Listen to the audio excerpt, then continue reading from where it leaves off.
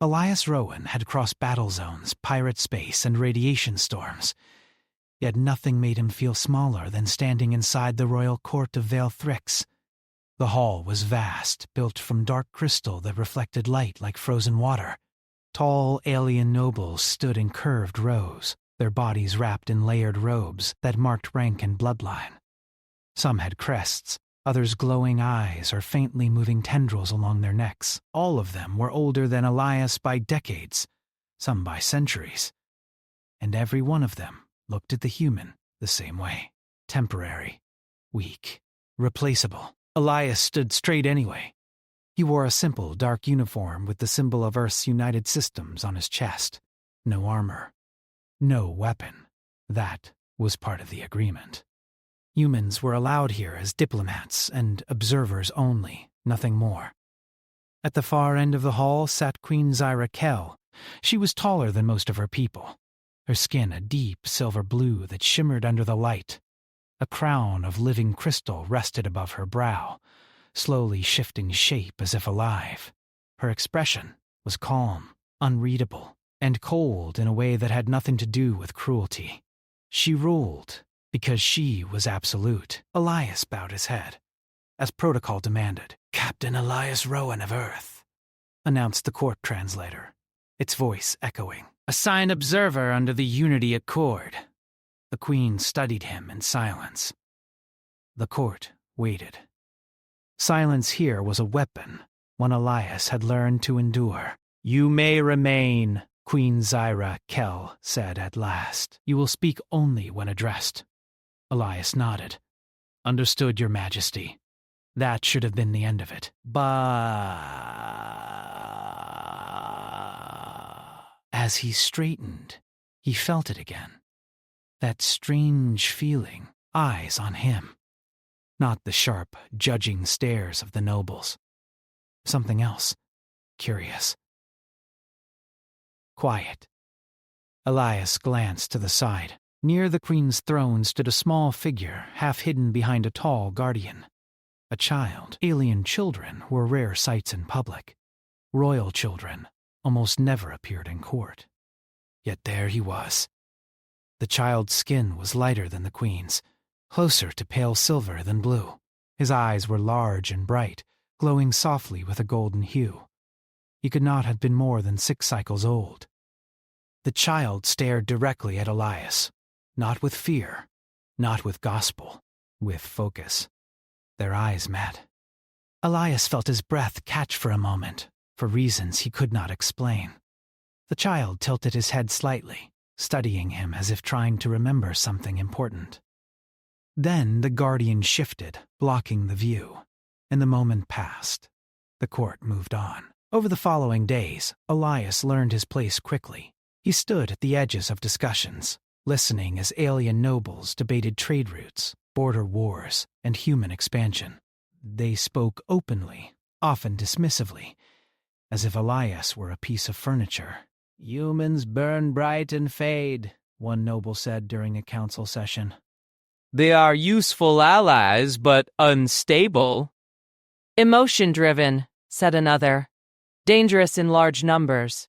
Elias said nothing. He took notes. He endured. He had done this before. What unsettled him was not the insults. It was the child. Whenever Elias was present in the palace, he felt that same quiet attention.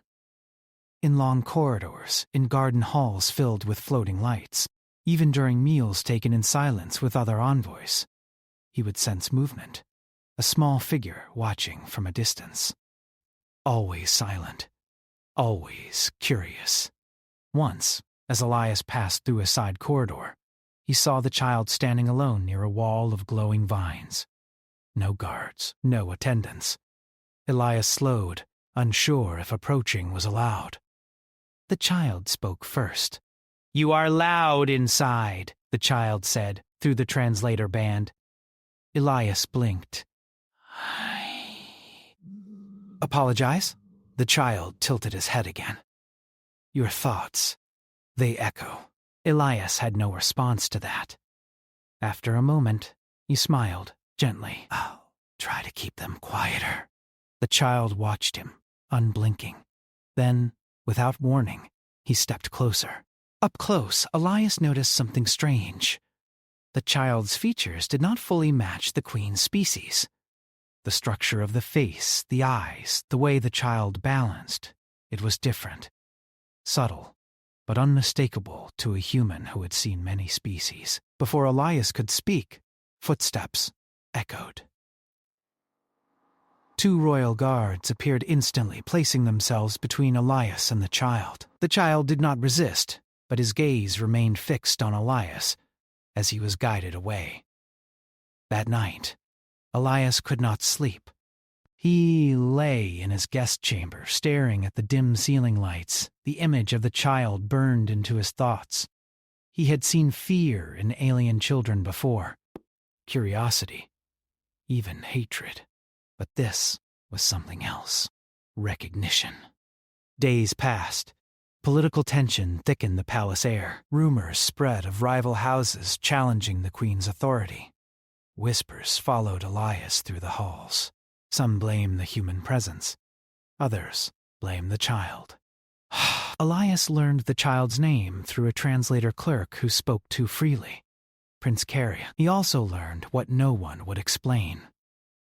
The prince's father was never named. During a formal gathering meant to showcase unity, the court assembled in full display. Banners floated. Music resonated through the crystal walls. Delegations from 5 systems attended. Elias stood at his usual place near the outer ring. Queen Zyra Kell rose from her throne. "My people," she said, her voice carrying effortlessly. "The future of Vale Thrix rests not only on strength, but on continuity." A subtle shift rippled through the court. She extended one elegant hand. "Come forward, my child." Prince Karen stepped into view. Murmurs spread. Nobles leaned forward, studying him. This was rare. Significant. The child walked slowly, his small steps echoing in the massive hall, but he did not walk toward the queen. He turned and walked toward Elias. A soft gasp spread through the nobles. Guards stiffened. The queen's eyes narrowed, not in anger, but in sharp focus. Elias froze. The child stopped directly in front of him. The hall fell completely silent. Prince Karen looked up at Elias, golden eyes bright. The translator activated automatically. "Father," the child said. Time seemed to stop. Every noble stood frozen, some in shock, some in fury, some in disbelief so deep it bordered on fear. Elias felt the word hit him like a physical blow.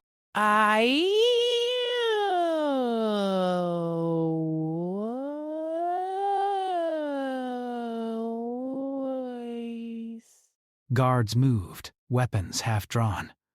The child turned slightly, placing himself closer to Elias, small hand brushing the fabric of his uniform. "He is mine," the child said simply. Elias did not understand what was happening. But one thing became clear as he felt dozens of hostile gazes lock onto him. Nothing in the galaxy would ever be the same again. Dr. Silence did not break right away. It stretched heavy and sharp, pressing down on every living thing inside the great hall. No one spoke. No one moved. Even the floating lights above seemed to dim, as if the palace itself was holding its breath. Elias stood perfectly still. His heart was pounding so hard he could hear it in his ears. The word the child had spoken echoed again and again in his mind. Father. He had never been called that in his life. Prince Karen remained close to him, small hand resting against Elias's uniform. The touch was light, but it felt like an anchor. The child was calm, certain, as if he had simply spoken a truth everyone else was too slow to understand. Queen Zyra Kell descended from her throne. Each step she took sent a quiet vibration through the crystal floor. The nobles parted without thinking, fear and confusion written across their alien faces. Her eyes never left Elias or the child. "Prince Karen," the queen said softly, but there was command in her voice. Return to my side. The child did not move. He is here, Chiron replied. A ripple of shock spread through the court. Children of Vale Thrix did not disobey royal commands, especially not in public, especially not the heir. Elias swallowed. Slowly, carefully, he lowered himself to one knee so he would be closer to the child's height. He kept his hands visible, his movements calm. "My prince," Elias said gently, choosing his words with care. "I think there may be some confusion." Chiron looked at him, eyes glowing softly. "No confusion," the child said. "You stayed." Elias frowned slightly. "Stayed when others left," Chiron continued. "When it hurt." The words sent a cold wave through Elias. Memories stirred. Broken images. A battlefield years ago. Alien allies under fire. A wounded queen carried through smoke and debris. Elias pushing forward when others had fallen back. He had thought that time was long behind him. Queen Zyra Kell stopped a short distance away. "Captain Rowan," she said. Her voice was controlled, but something had changed. "You will..."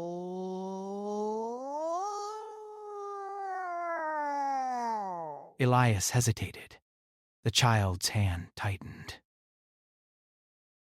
"I will not," Chiron said before Elias could respond. His voice was still soft, but now it carried a strange weight. He does not leave. Guards shifted uneasily. Weapons were no longer half drawn. They were fully ready. The queen raised one hand, and the guards froze. Her gaze moved to her child. "Chiron," she said quietly, "you place him in danger." The child looked up at her. "They fear him," he said, "because he does not fear them." That struck deeper than any insult. Murmurs filled the hall now, voices overlapping in sharp, angry tones. "This is manipulation, human contamination. Remove him." Elias felt the hostility like heat on his skin. He knew how this ended if it went wrong. Slowly he stood. "I do not know why the prince said what he did," Elias said, his voice steady despite everything. "But I swear to you, I have never claimed a bond nor sought one. I am a guest here, nothing more." The queen studied him. Then she looked down at her child. "Chiron," she said, "come." This time, the child obeyed. He stepped away from Elias, but not before looking back one last time. His expression was not sad. It was patient, as if he knew this was not over. The court session ended in chaos. Nobles left in tight groups, whispering urgently. Several shot Elias looks filled with open hatred. Others looked afraid. Elias was escorted from the hall under heavy guard. Not as a prisoner, but not as a free guest either.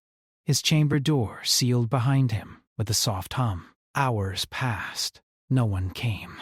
Elias sat alone, replaying everything again and again. He tried to make sense of it, but every explanation failed. Why would a royal child choose him? Why now? A soft tone sounded at the door. It opened. Queen Zyra Kell entered alone. No guards. No attendants. She stood across from Elias, studying him in silence. Up close, he could see fine fractures of exhaustion beneath her calm surface. "You remember the battle at the Raylon Gate?" she said. "It was not a question." "Yes," Elias replied. "I was part of the human unit assigned there. You disobeyed orders," the queen said. "Yes. You stayed when retreat was called. Yes." She turned away, walking slowly toward the viewport where stars drifted beyond the palace shields. "I was dying," she said. "My child was dying with me." Elias said nothing. "Our science failed," she continued. "Our bodies rejected every treatment. Your kind offered something desperate, dangerous." Elias's breath caught. The integration procedure. Yes. He remembered the arguments. Human doctors warning it might not work. Alien scientists calling it reckless. "I agreed," the queen said. Not because I trusted your science. But because you stayed. You stood between me and death when you had no reason to. She faced him again. My child survived, she said. But he changed. Elias felt a chill. Changed how? He hears emotions, she replied. Not thoughts, bonds. Your kind creates them easily, strongly. It stabilized him. Realization struck like lightning. He bonded to me? Elias asked quietly. The queen nodded. Not by blood, by presence. By choice. Elias sank back into his seat. I never meant to. I know, she said. That is why this is dangerous. Outside the chamber, alarms began to sound. Low, distant. The court will move against you, the queen said. Some already have. Elias looked up. Then send me away. I cannot, she replied. My child would not survive the severing. The weight of her words settled heavily between them. What do you want from me? Elias asked. The queen met his gaze, and for the first time her mask cracked. I want you to stay alive, she said. For now. Far away, something in the palace shifted. Political lines hardening, plans forming. And in a guarded chamber elsewhere, Prince Kyrene sat calmly, waiting, because he knew the human would not leave. The alarms did not mean invasion. Not yet. They meant something worse. Division. Elias felt it as he walked through the inner corridors, under escort. The palace no longer felt like a single body. It felt like many sharp pieces pressing against each other, ready to cut. Guards moved with tension in their posture. Some avoided looking at him. Others watched him too closely. Queen Zyra Kell walked beside him, silent. Her presence alone kept the situation from exploding, but even she could not silence the thoughts moving through the court. They reached a secured chamber near the heart of the palace, the doors sealed behind them. Prince Karen was already there. He sat on the floor near a low-light panel, arranging small crystal shapes into careful patterns. He looked up the moment Elias entered. You came, the child said. Elias felt something tighten in his chest. I said I wouldn't leave. Karen nodded, as if that had never been in doubt. The queen watched the exchange closely. Karen, she said, tell me what you feel when you are near him. The child considered the question seriously. Quiet, he said at last. Strong. Like standing inside a wall that does not break. Elias closed his eyes briefly.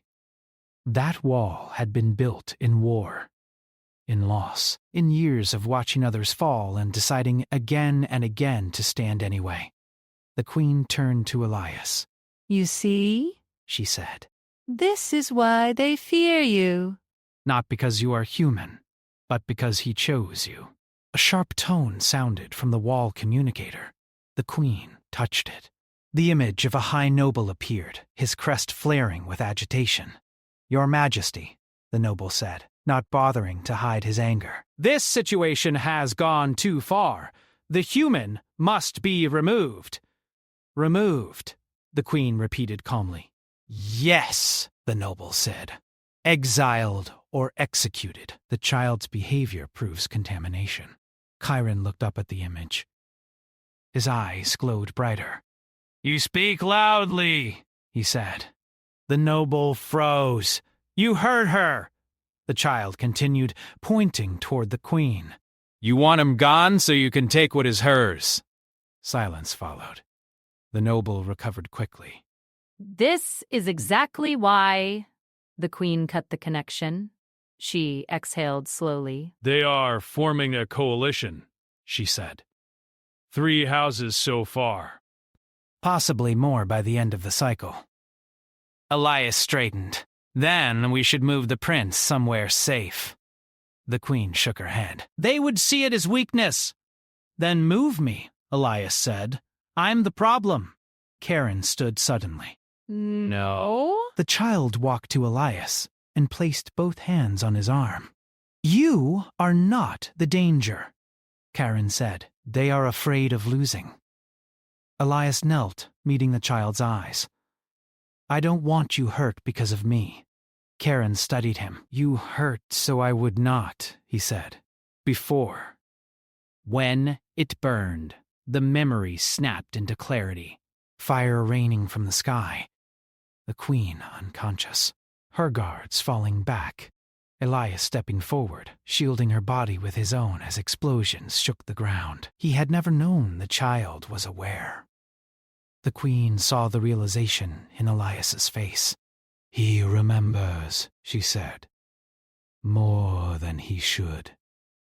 The communicator activated again, this time without request. Another noble appeared. Then another. This is no longer a private matter, one said. We demand judgment. Elias stood. Then let me speak, he said. The queen hesitated. They will twist your words. They already have, Elias replied. She studied him for a long moment. Then she nodded. The great hall filled again, but it was different this time. Guards lined every entrance. Energy barriers hummed faintly. The nobles stood farther apart, divided clearly into factions. Elias stood alone at the center. Prince Karen sat beside the queen, small legs dangling from the throne's edge. You may speak, announced the court voice. Elias took a breath. I did not come here to claim anything, he said. I did not know the prince existed until days ago. I did not seek a bond, murmurs spread. But I will not deny what is true, he continued. When the queen was wounded, I stayed. I protected her because it was right. Not because of reward. Not because of power. A noble stepped forward. Human emotions are unstable. Your bond is manipulation. Elias looked directly at him. Then explain why your science failed and ours did not, the noble faltered. Another spoke. The child is altered. Dangerous. Chiron stood. Every voice died instantly. I am not broken, the child said. I see clearly. He looked at the nobles one by one. You fear the human because he does not bow to you inside, Chiron said. He does not want your throne. That makes him dangerous. Anger flared. This is unacceptable, one noble shouted. The child cannot be allowed to... A sudden explosion rocked the hall. Screams echoed. The energy barrier flickered. Queen Zyra Kell was on her feet instantly. Coup, she said. Armed forces flooded through a breached entrance. Their armor bore the markings of the rival houses. The hall erupted into chaos. Guards moved to shield the queen and the child, but a second blast tore through the floor, throwing Elias off his feet. Smoke filled the air. Elias rolled, grabbing a fallen weapon without thinking. He positioned himself between the attackers and the throne. Training took over. He moved with precision, not rage. Every action measured, every step deliberate. The attackers hesitated. Humans were not supposed to fight like this. Elias shouted orders to guards who barely knew him, and somehow they listened. Queen Zyra Kell was struck by a blast from a thrown device. She fell hard, blood dark against the crystal floor. Chiron! She cried. The child screamed. Elias reached the queen first, lifting her slightly, shielding her body. She's alive, Elias said urgently to the guards. Get her out. But the prince, I'll protect him. Those words sealed something unspoken. The guards hesitated only a second. Then they moved. The queen was carried away. The attackers surged forward. Elias backed toward Chiron, placing himself fully in front of the child. Stay behind me, he said. Chiron did not argue. Something deep beneath the palace stirred. The floor beneath Elias's feet began to glow. Ancient symbols flared to life, responding not to royal blood alone, but to intent. to guardianship. The attackers froze as unseen force pressed against them. What is this? Someone shouted. Elias felt it then. The palace was responding to him. Not because he was king, but because he stood. Karen placed a hand on his back. "You are doing it," the child said calmly. Elias didn't know what it was. He only knew he would not move, no matter what came next.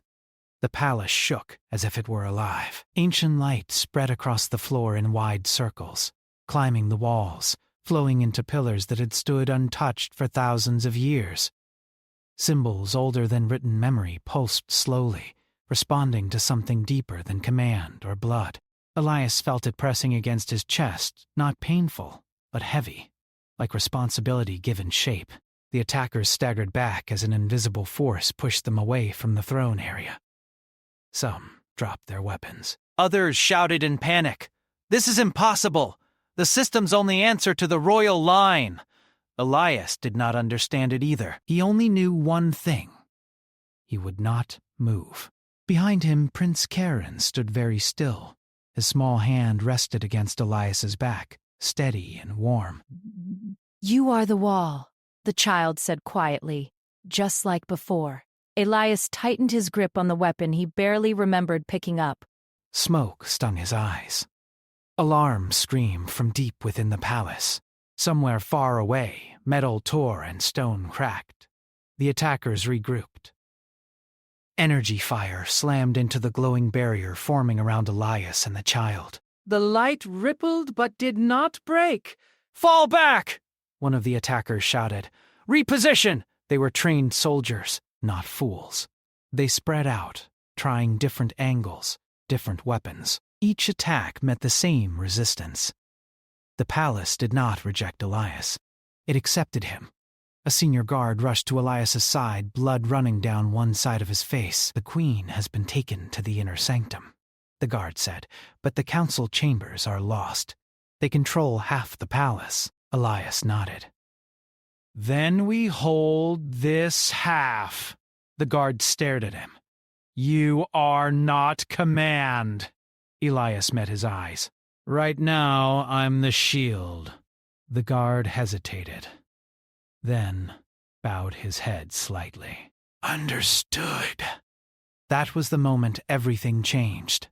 Not because Elias wanted power, but because others chose to trust him. The attackers launched another coordinated strike. This time, they used heavy disruptors meant to tear through structures. The light flared brighter. Pain lanced through Elias's body. He cried out, dropping to one knee as the force passed through him instead of breaking the barrier.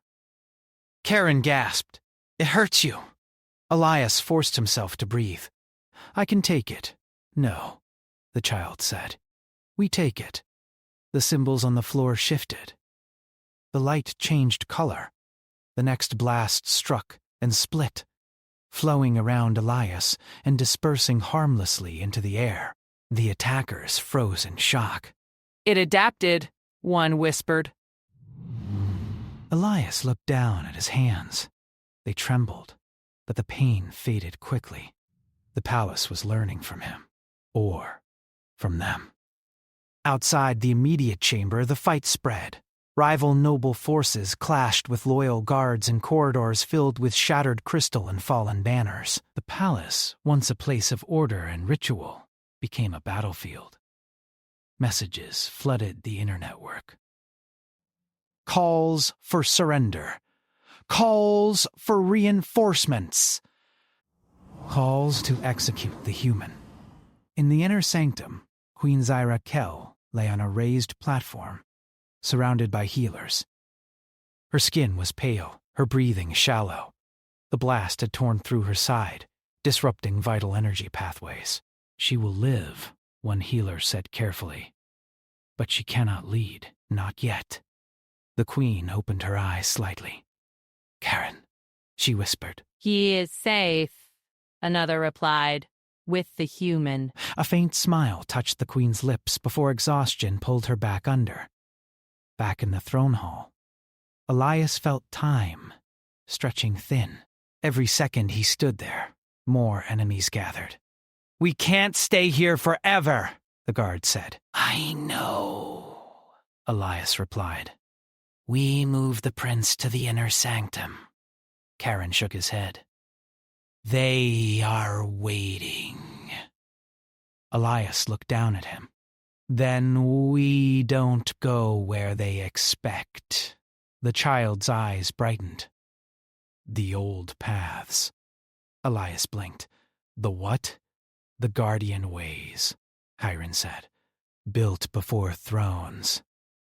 The symbols beneath their feet shifted again, responding to the child's words. A section of the floor slid open silently, revealing a descending passage filled with soft white light. The guard stared. I've served here for 40 cycles. That passage doesn't exist. It does now, Elias said.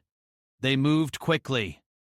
As Elias and the prince descended, the passage sealed behind them. The sounds of battle faded, replaced by a deep, steady hum. The tunnel was wide enough for two to walk side by side.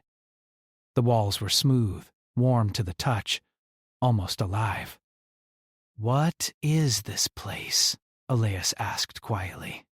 The palace heart, Chiron replied.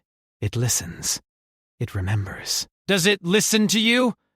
The child shook his head. It listens to protectors. They emerged into a vast chamber beneath the palace. A sphere of light floated at the center, slowly rotating. Lines of energy stretched outward like veins. Elias felt overwhelmed. This is where the first guardian stood, Karen said, before queens ruled alone. Elias looked at the child. Why are you showing me this? Because they are coming, Karen replied simply. Above them, the palace shook again. The attackers had found the passage. Elias moved instinctively, placing himself between the entrance and the child. The sphere of light pulsed. Images flashed in Elias's mind. Not memories, records, ancient figures standing where he stood now. Some alien. Some not. Different forms, different species. All protectors.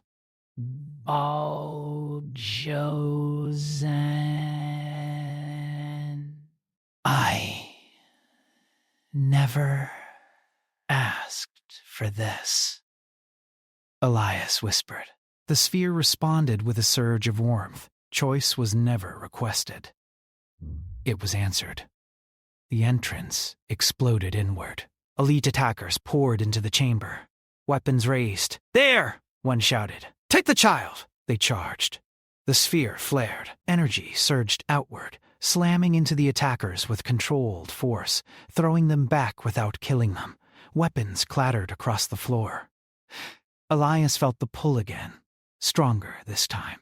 Tell it what you are, Karen said. Elias clenched his jaw. I am human, he said. I protect those who can't protect themselves. The sphere glowed brighter. I don't rule, Elias continued. I don't conquer. I stand. The energy shifted, focusing, sharpening. The attackers struggled to rise, fear now clear on their faces. This is wrong, one said. He is not of the line. Karen stepped forward. He is of the promise, the child said. The palace answered. A wave of energy swept through the chamber, disabling every hostile force without killing a single one. They collapsed unconscious, breathing. Silence returned. Elias sagged slightly, exhaustion crashing into him. Karen steadied him. You are tired, the child said. Yeah, Elias admitted. Just a bit. Above them, loyal forces regained control as the palace systems turned against the coup leaders. Doors sealed, weapons deactivated, communications shut down. The rebellion was failing, but Elias knew something else. This was not the end. The galaxy would hear about this. A human, accepted by an ancient alien palace. A child who chose a protector beyond blood. And a queen who would soon wake to a world forever changed. Elias looked down at Karen. I don't know what happens next, he said honestly. The child smiled. We face it, he replied. Together. The palace was quiet now, but it was a fragile quiet. The echoes of chaos lingered like smoke, and every corridor seemed alive with the memory of the coupe. Guards patrolled with careful precision, their eyes alert. Yet they dared not challenge Elias. Somehow, the human who had been a guest had become the center of attention, a pivot around which the entire palace now turned. Prince Karen walked beside him, small hand resting lightly on Elias's arm. The child's golden eyes were bright, calm, and strangely commanding. For all the palace's grandeur, the future of Vale Thrix now rested in the bond between human and alien, protector and heir. Queen Zyra Kell emerged slowly from the inner sanctum. She leaned heavily on her guards at first, but her eyes shone with the authority that had kept her empire intact for decades. She looked at Elias and the child together, and a faint smile touched her lips. "You have done what I could not," she said quietly. "You held him safe, while I could only watch." Elias shook his head. "I didn't do this alone. The palace, it listens. And he chose me." The queen studied him for a long moment, her gaze piercing yet approving. "That choice," she said, "changes everything. Not just for this child, but for all who follow him." Outside the palace, the loyal forces of the queen had regained control. The coup leaders had been subdued without mass bloodshed, a result few could have imagined.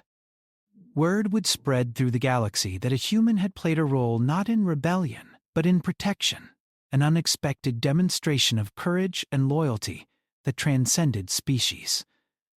The nobles returned, cautiously, one by one. Their expressions were unreadable at first. Some glared, some whispered, some avoided looking at Elias entirely. They had expected weakness from a human. They had expected fear. What they had witnessed instead was resolve. Strength that was steady, adaptable, and unyielding.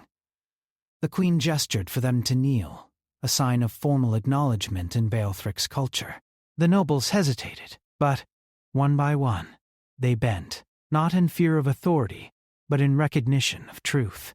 Elias felt the weight of their silent respect, the acknowledgement that humanity was more than fragile flesh and fleeting life. The child climbed onto a low pedestal beside Elias, his small stature no longer hidden in the shadow of the crisis. He looked out across the court, golden eyes scanning the room. "They understand," he said simply. "Now they see."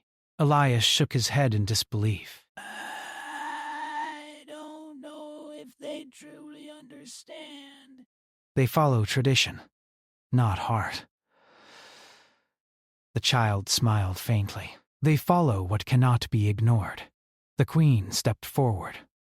"Captain Elias Rowan of Earth," she proclaimed, her voice echoing through the grand hall. "You have earned a title never before given to one not of Vale Thrix blood." "You are guardian father of the heir, protector of Prince Karen and the lineage of this empire." Some whispered in shock, some in awe. Human and alien alike froze at the weight of the words. A title like this had never been bestowed, especially on an outsider. Elias felt the magnitude of it press upon him, and yet he remained calm, letting the honors sink in. I am no noble," Elias said finally, his voice steady despite the enormity of the declaration. I only do what is right. I only protect those who cannot protect themselves." The queen's eyes softened. That is all any leader needs. Karen stepped closer to Elias, small hands gripping his uniform. "You are mine," the child said simply, in a voice that carried more authority than many experienced leaders could muster. "You protect me. And I choose you." In that moment, the court understood fully. It was not blood nor rank nor birthright that defined strength. It was courage, loyalty, and the willingness to stand when others faltered. It was humanity. The nobles whispered among themselves, some reluctantly, some with newfound respect. Across the galaxy, word would spread. Humanity, long underestimated, had proven that its strength was not in machines or weapons alone, but in character, determination, and heart. Outside the palace, the stars glimmered. Ships from Earth hovered silently in orbit, awaiting news, unaware that the story they would carry back would change perceptions of humanity forever. Elias knelt beside the child, placing a careful hand on his small shoulder. "We have a lot to learn," he said softly, "about each other and about this place." Karen nodded, his golden eyes gleaming with the quiet certainty of one who had chosen wisely. "Then we learn," he said, "together." The Queen watched them, her expression a mix of relief and pride. "Let this day be remembered," she said, her voice carrying far beyond the palace walls, as the day humanity took its rightful place among the stars, not as visitors, not as subjects, but as equals, guardians, protectors. Chosen by will, not birth. The court fell silent once more, but this time the silence was different. It was not shock. It was not fear. It was acknowledgement. Respect. Recognition of something greater than tradition, greater than bloodlines, greater than expectation. Elias looked down at the child and smiled faintly. "You called me father," he said.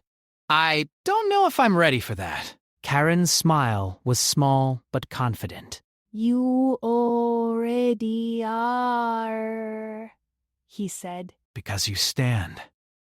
And in that moment, in a palace that had witnessed centuries of history, the impossible became real. A human had become a guardian of an alien empire, chosen not by law, not by power, but by courage, loyalty, and heart. Outside, the galaxy waited, but within the palace, something far more important had already begun. A bond had been forged. A story had been written that could not be ignored. The human and the child stood side by side. Queen and court acknowledged them.